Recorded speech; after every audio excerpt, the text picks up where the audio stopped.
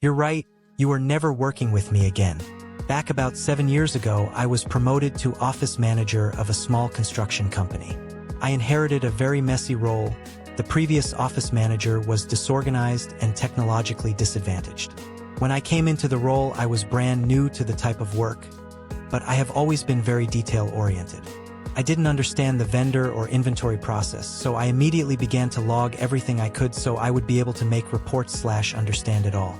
Fast forward about 2 months into the role, and the owner of the company informs me he only wants to sign checks 1 day a week. Essentially, we would inform our vendors that any invoices received Friday through Thursday at noon would have a check cut and signed on Friday. I am not sure if this is standard anywhere else, but judging by a few vendors' reactions, it wasn't in this industry. Understandable, we are talking about truck drivers who go and pick up a load of material, pay for it, then deliver it to the job or our yard. So if they do that Friday, turn in the invoice, they are out $500 to $1,000 until the next Friday. They were used to being paid within 1 to 2 days, and some of these guys live paycheck to paycheck. It wasn't ideal for them. I sent out an email to the vendors and explained the processes.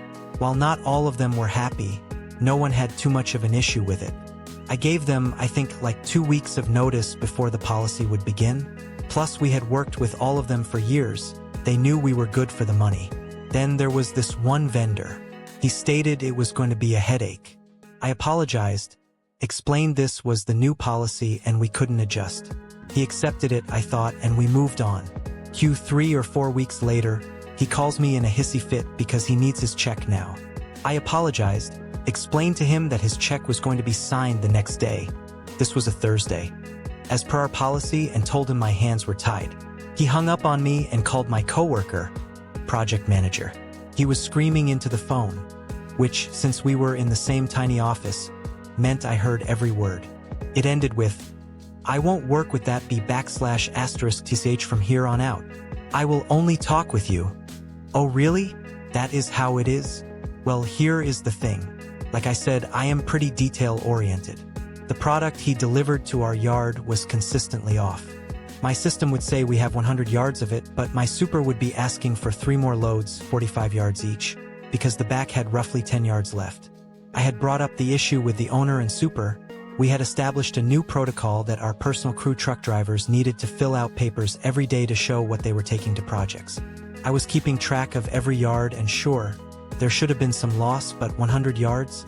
I had always assumed it was a shortage on our end, that we were overusing this material, or they weren't tracking their loads to jobs correctly, or we were measuring it incorrectly in the back, probably a combination of the 3.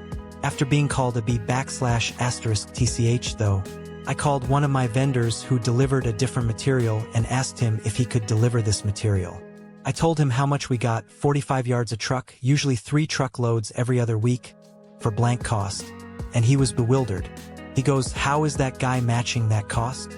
That is unbelievably low." Then he asked me who the vendor was. He tells me, that guy's truck can't carry more than 20 yards. And when I was hesitant to believe this, he added, "Do you get weight receipts?" I had never heard of weight receipts. Again, I was an absolute baby in this industry. No one had trained me. However, I had noticed that every other vendor had a weight written on their invoices, something I had logged but never paid too close attention to because we measured in yardage, not tonnage. There were some items that I would convert to yards because they only gave me weight, but then most had yards and tonnage notated, while this guy always turned in a handwritten ticket that said 45 yards. This is how it had always been. The office manager before me would order 3 loads of 45 yards of material. It would be delivered in the back. I don't think she would tell the back how much should be there, and I certainly never did either, not until I started to notice the discrepancies.